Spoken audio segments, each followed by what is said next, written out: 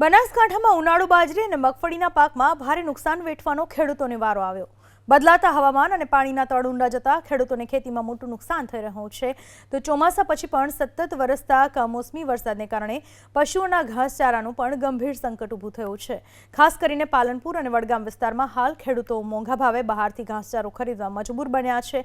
ખેતી અને પશુપાલન બંનેમાં સતત વધતી ખેડૂતોની મુશ્કેલી વચ્ચે આ વિસ્તારના ખેડૂતો સરકાર પાસે પાક ધિરાણ માફી અને પશુઓ માટે ઘાસચારો રાહત દરે આપવા માંગ કરી રહ્યા છે।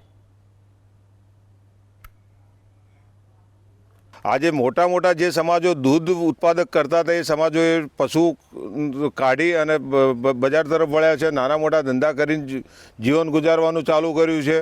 આજે ખરેખર કઈ રીતે પશુને ટકાવવું, પશુને કઈ રીતે નિભાવ કરવો એ જ મહત્ત્વની બાબત બની રહી છે। અને ગૌશાળાઓને કદાચ સરકાર ફંડ પણ આપતી હશે, અમને તો કોઈ ફંડ નથી મળતું કે કશું નથી મળતું। તો સરકારે ખરેખર કંઈક સબસિડી કે કંઈક જોગવાઈ કરી અને ખેડૂતને બચાવવો જોઈએ, પશુને બચાવવું જોઈએ। અત્યારે ખરેખર ખૂબ દુઃખી છે દરેક ખેડૂત। ચોમામાં બધું નિષ્ફળ થઈ ગયું। અત્યારે કોઈ ઘાસચારો મળતો નથી। બટાકામાં શિયાળામાં બધી બરફ એવું ઠંડી પડવાથી બટાકા પણ સાફ થઈ ગયો છે। એ ખેડૂતો પાયમાલ થઈ ગયા છે। ખેડૂતે અહીંની જીવનદીરી ખેડૂતો પર બધું જીવનદીરી થાય છે।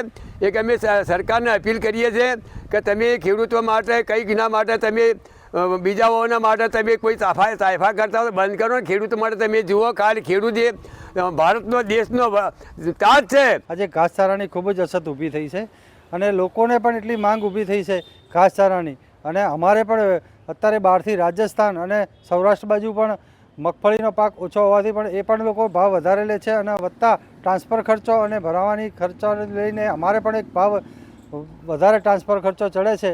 એટલે અમારે પણ આ વખતે જે અમે 7-8 રૂપિયે જે વેચતા હતા એના 9 થી 10 રૂપિયા અમારે પણ ટ્રાન્સફર સાથે વેચીએ છીએ। એટલે ગ્રાહકને આજે 12 થી 13 રૂપિયા સુધી ઘાસચારો લેવો પડે છે।